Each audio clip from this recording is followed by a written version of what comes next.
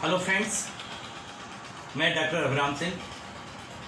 Electrostatic के दूसरे video हम लोग डिस्कस करने जा रहे हैं। आपसे रिक्वेस्ट है कि इस कंसेप्ट को समझने के लिए वीडियो को लास्ट तक देखें, लाइक करें, सब्सक्राइब करें, बेल आइकन को दबाना न भूलें ताकि जब भी कोई नया वीडियो डालूं आप तक अपडेट पहुँचे।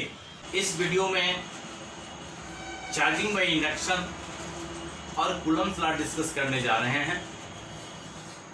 पिछले वीडियो में चार्जिंग के 3 मेथड हम लोग चर्चा किए थे: charging by friction, charging by induction और चार्जिंग बाय कंडक्शन। आज हम लोग डिटेल में चार्जिंग बाय इंडक्शन पढ़ेंगे और कूलम्स लॉ डिस्कस करेंगे। तो आइए देखते हैं चार्जिंग बाय इंडक्शन। मान लिया जाए कि यहां पर 2 ऑब्जेक्ट है जो कि इंसुलेटिंग पैड पर रखा हुआ है और यह दोनों ऑब्जेक्ट कंडक्टिंग है। This is figure number 1। अब यहां पर भी this is figure number B, it is figure number C, it is figure number D. 4 figure है, दोनों एक ही है कि ए और बी 2 ऑब्जेक्ट। मान लिया कि ए और बी 2 ऑब्जेक्ट है जो इंसुलेटिंग पैड पर है। यहां पर भी ए और बी ऑब्जेक्ट है, यहां पर भी है। क्या अंतर है? अब देखिए, अगर मान लिया जाए कि यह दोनों मेटेलिक कंडक्टर इंसुलेटिंग पैड पर रखा हुआ है तो there is no charge on A and B, both are neutral. अब देखते हैं कि क्या होता है यदि एक चार्ज रॉड को हम पॉजिटिवली चार्ज रॉड को अगर ए और बी के पास लाते हैं तो क्या होता है? जब चार्ज रॉड जैसे ही ए के पास आता है तो मेटेलिक कंडक्टर के अंदर जो फ्री इलेक्ट्रॉन्स थे, फ्री इलेक्ट्रॉन्स इस चार्ज नेगेटिव इलेक्ट्रॉन्स जो हैं इस पॉजिटिव चार्ज से अट्रैक्ट होकर इधर आ गए। उसी समय जो अगर इधर इलेक्ट्रॉन अट्रैक्ट हुए तो दूसरे साइड पे इलेक्ट्रॉन का डिफिशिएंसी होगा, अर्थात कहते कि यहां पर दूसरे एंड पे पॉजिटिव चार्ज अपीयर होगा। तो यहां पर अनचार्ज्ड ऑब्जेक्ट ए और बी में जिस साइड में चार्ज कंडक्टर रखा हुआ है उस एंड पे नेगेटिव चार्ज अपीयर हुआ और दूसरे एंड पे पॉजिटिव चार्ज अपीयर हुआ। तो अनचार्ज ऑब्जेक्ट में चार्ज उत्पन्न होने की प्रक्रिया को हम लोग इंडक्शन कहते हैं। ध्यान रखें कि there is no physical contact in between charge rod and the conductor. कोई फिजिकल कांटेक्ट नहीं है। सेम अगर यहां पर इसी प्रक्रिया में ए और बी को अगर दूरी थोड़ा सा बढ़ाते हैं तो क्या होता है? अगर यहां पर वही चार्ज रॉड है, प्रीवियस सिचुएशन है, सेम सिचुएशन है और इस एंड पर नेगेटिव चार्ज था, इस एंड पर पॉजिटिव चार्ज था प्रारंभ में, लेकिन जैसे ही हम दूरी बढ़ाते हैं तो क्या होता है कि इस एंड पर नेगेटिव चार्ज न रहकर यह इस एंड पर नेगेटिव चार्ज हो जाता है और यह पॉजिटिव चार्ज इधर हो जाता है। तो इट इज बाउंड चार्ज, मतलब कि इसके कारण अब जैसे ही सेपरेशन बढ़ा जो साइड था वह चेंज हो गया। अब यहां पर नेक्स्ट कि if we remove this charge rod को हम हटा लें तो इस पर तो जो पहले से नेगेटिव चार्ज था यह चार्ज रॉड को हटा लिया गया और इनकी बीच की दूरी को बढ़ा दिया गया। तो ऐसी स्थिति में क्या हो रहा है कि यहां पर जो नेगेटिव चार्ज था और यहां पर जो पॉजिटिव चार्ज था this negative and positive charge is uniformly distributed over the body, यह पूरे बॉडी पर एक समान रूप से बढ़ जाता है, तो इस प्रोसेस जो चार्जिंग हुआ, इस प्रोसेस को हम लोग चार्जिंग बाय इंडक्शन कहते हैं। हम जानते हैं कि अगर दो पॉजिटिव चार्ज हो तो उनके बीच में रिपल्सन होता है, दो नेगेटिव चार्ज हो तो उनके बीच में रिपल्सन होता है।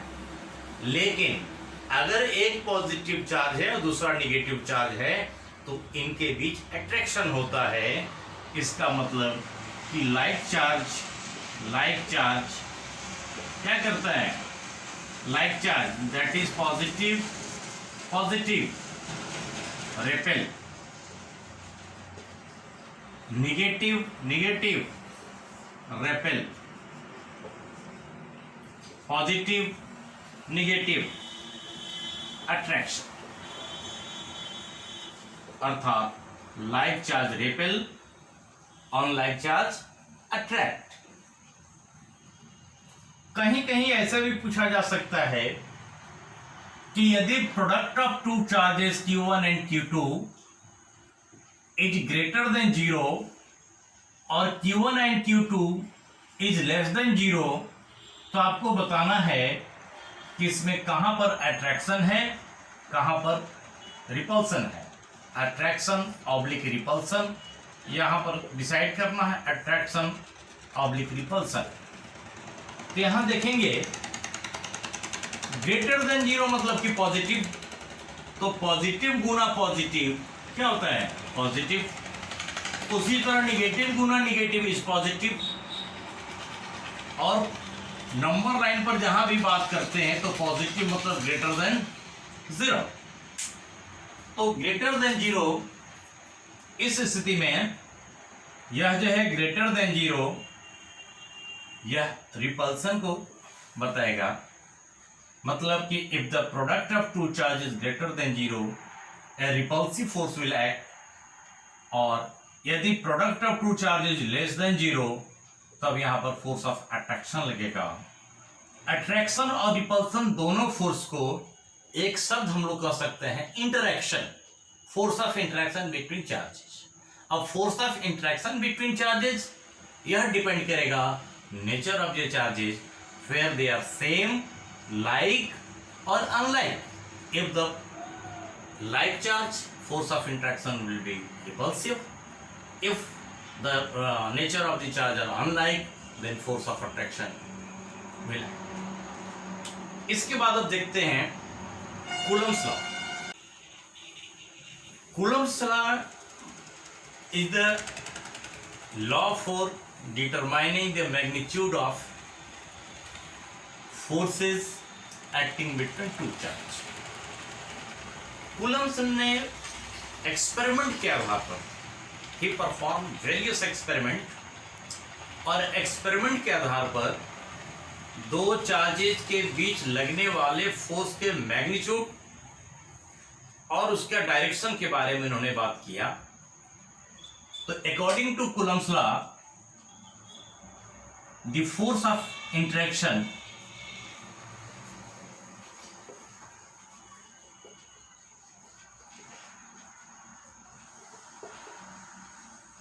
Interaction means attraction oblique repulsion, दोनों हो सकते हैं। The force of interaction is directly proportional to the product of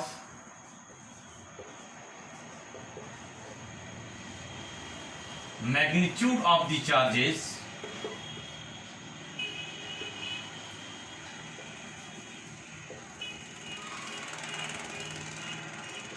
inversely proportional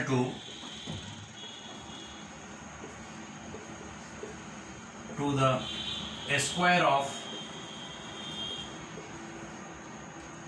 distance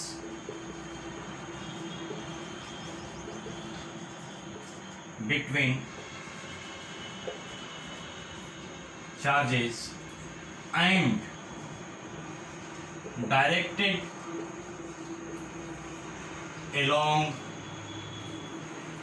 the line joining the charge.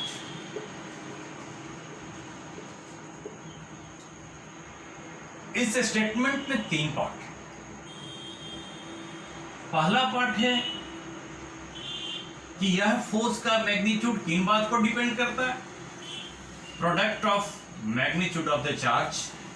दूसरा पार्ट है स्क्वायर ऑफ द डिस्टेंस, और तीसरा पार्ट है डायरेक्शन, कि वह किधर की ओर डायरेक्शन है। तो मान लिया जाए कि here Q1 and Q2 are 2 charges placed at a small distance here, distance r. The force of attraction or repulsion, depending on the nature of the charges, is directly proportional to Q1 and Q2. Directly force of interaction directly proportional to 1 by r square भी बोल सकते हैं, directly proportional to 1 by inverse of the distance, या directly proportional to a square of the distance। अगर ये इन दोनों को एक साथ कंबाइन करते तो हम लोग लिख सकते थे Q1 Q2 by r square, where f इस प्रोपोर्शनलिटी साइन को इक्वलिटी में बदलते तो एक कांस्टेंट की जरूरत होता Q1 Q2 by r square। It is magnitude of the force। Here K is known as force constant या कूलम्ब्स कांस्टेंट भी कहते हैं, इसको इलेक्ट्रोस्टैटिक फोर्स कांस्टेंट भी कहते हैं। अब K के बारे में, K depends on the medium in which the charges placed.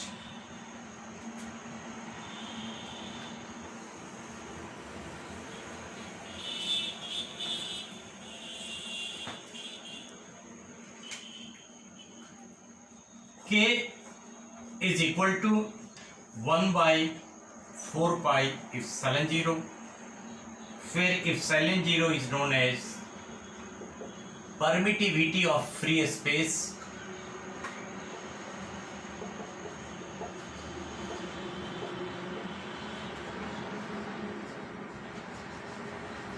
Free space. Permittivity का वैल्यू होता है 8.85 इंटू 10 टू पावर -12।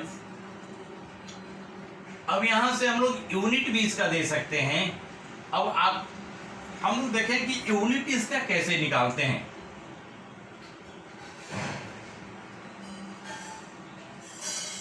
यूनिट के लिए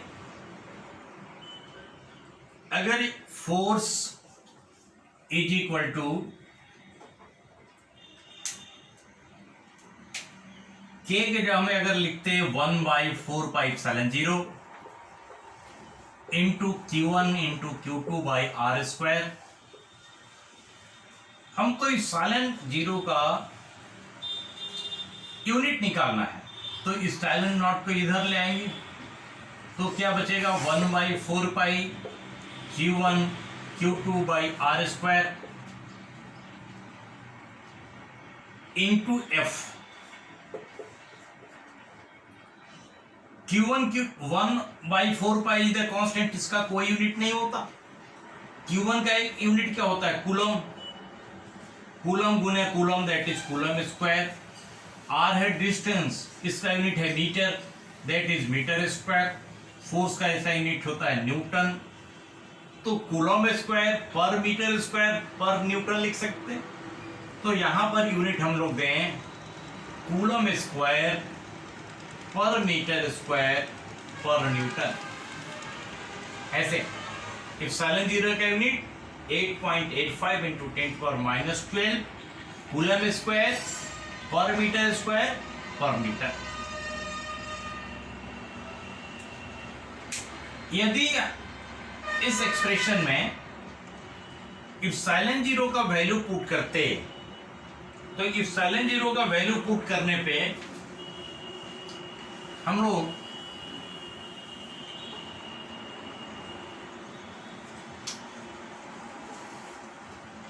k is equal to 1/4 pi into 8.85 into 10⁻⁻12 coulomb square पर मीटर स्क्वायर पर न्यूटन। इसका पूरा कैलकुलेशन करते तो यह वैल्यू आएगा 9 इंटू 10⁻9 और यूनिट ऊपर चला जाएगा तो न्यूटन मीटर स्क्वायर पर कूलम स्क्वायर। तो इट इज वैल्यू ऑफ के। अब इसका यह वैल्यू बहुत ही इंपॉर्टेंट है, किसी भी न्यूमेरिकल वैल्यू में, न्यूमेरिकल बनाने में इसका बहुत उपयोग है।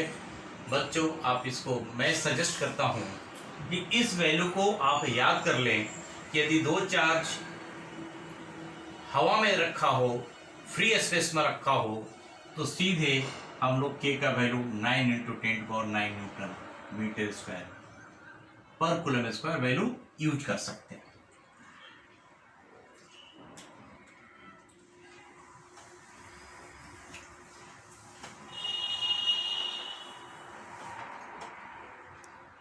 कूलम्स लॉ का इंपॉर्टेंस पॉइंट्स क्या है?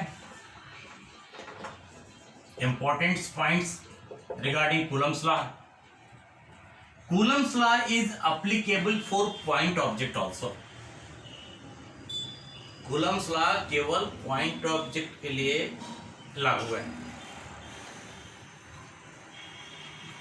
अर्थात मान लिया जाए कि कोई भी ऐसा ऑब्जेक्ट नहीं है, तो कोई अगर लीनियर ऑब्जेक्ट हो, मान लिया कि यह ऑब्जेक्ट हो, यह ऑब्जेक्ट हो और इस पर चार्ज हो, तो इनके बीच का दूरी इतना अधिक होना चाहिए कम से कम कि जो लाइन है वह पॉइंट के रूप में ट्रीट किया जा सके। तो पहला इंपॉर्टेंट पॉइंट है कि कूलम्स लॉ ने जो लॉ दिया वह लॉ पॉइंट ऑब्जेक्ट के लिए ही एप्लीकेबल है।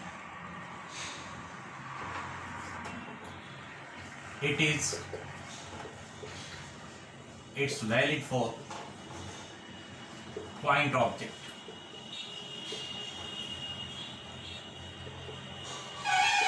सेकंड पॉइंट, मान लिया जाए कि यहां पर Q1 और Q2 चार्ज रखा हुआ है और इसके बगल में तीसरा चार्ज रख दिया जाए। अब पूछा जाए कि Q1 Q2 के बीच लगने वाला फोर्स इसके आसपास कोई चार्ज रखने से क्या प्रभावित होता है। तो according to this law there is no any effect of the charge presence in nearby in surrounding on the force between two charges. मतलब कि Q1 और Q2 के बीच लगने वाले फोर्स पर Q3 का कोई प्रभाव नहीं पड़ता। तीसरा point, if two charges are placed in different medium, what is effect on the medium in which charges are placed. Gravitational force जब पढ़ रहे थे वहां पर भी इसी तरह का न्यूटन्स लॉ ऑफ ग्रेविटेशन मिला था कि the force of attraction is directly proportional to product of their charges and inversely proportional to square of the distance also. लेकिन ग्रेविटेशनल फोर्स में G इज यूनिवर्सल कांस्टेंट, वह सभी medium के लिए लागू था। ग्रेविटेशनल फोर्स मीडियम पर depend नहीं करता, जबकि इनवर्स स्क्वायर लॉ को ओबे करता है।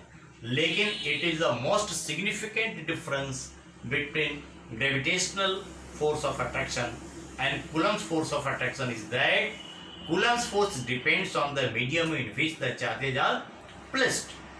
अगर मान लिया जाए कि Q1 और Q2 को पानी में रखा जाए तो इनके बीच लगने वाला फोर्स अलग होगा, घट जाएगा। यदि हवा में रखा जाए तो सबसे अधिक होगा, अलग मटेरियल में रखा जाए तो अलग अलग होगा। अब यह जिन फैक्टर पर डिपेंड करता है अब मान लिया जाए कि देखिए कि किसी Q1 और Q2 चार्ज को सेम दूरी पर r दूरी पर एक मीडियम में रखे, it is in placed in medium.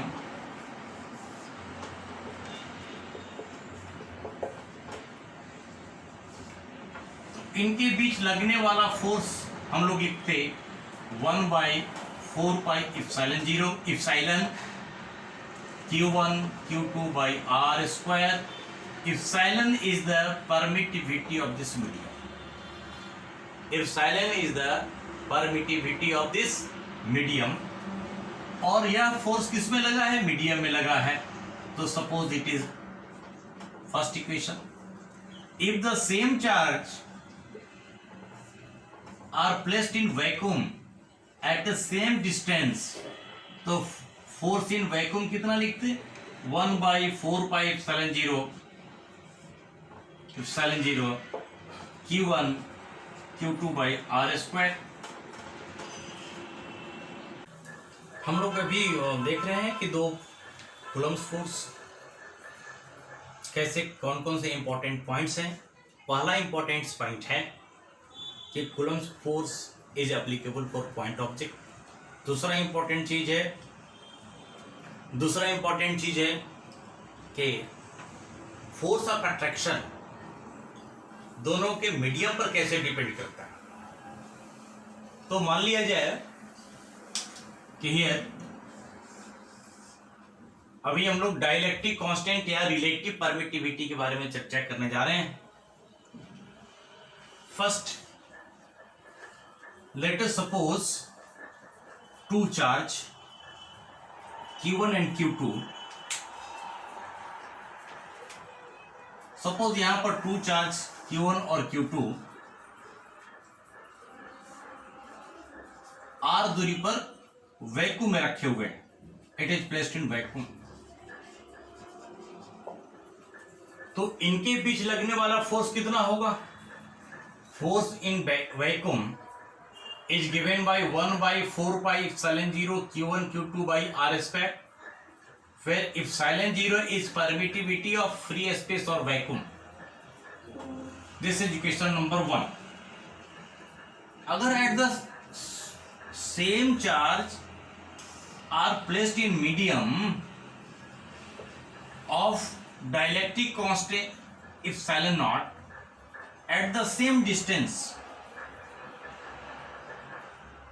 r, अब इस मीडियम का डाइलेक्ट्रिक कांस्टेंट इप्सिलॉन है। Epsilon is the dielectric constant of the medium. तब इस मीडियम में फोर्स कितना हुआ? इस मीडियम में हम लोग फोर्स लिखते हैं 1/4πε0 Q1 Q2 by r square। This is equation number 2। Now relative permittivity या dielectric constant is the defined as it is ratio of force of attraction between two charges placed in vacuum to the medium at the same distance। Fb क्या है? Fb is the force of attraction between two charges placed at distance r in vacuum। Fm क्या है? Fm is the force of attraction between two charges Q1 Q2 by r square in this medium। तो Fb का पहले मान रखिए 1/4πε0 Q1 Q2 by r square गुना, अब ये है Fm है तो उलट जाएगा 1/4πε0 r स्क्वायर Q1 Q2। तो इस तरह से हमारा 1/4π कट गया, Q1 से Q2 कट गया, R1 से R1 बट गया। Epsilon r is equal to epsilon upon epsilon naught. Epsilon r is known as relative permittivity. इसी को डाइलेक्ट्रिक कांस्टेंट भी कहते हैं, इसी को डाइलेक्ट्रिक कांस्टेंट भी कहते हैं। इप्सिलॉन नॉट का कोई यूनिट नहीं होता। Epsilon not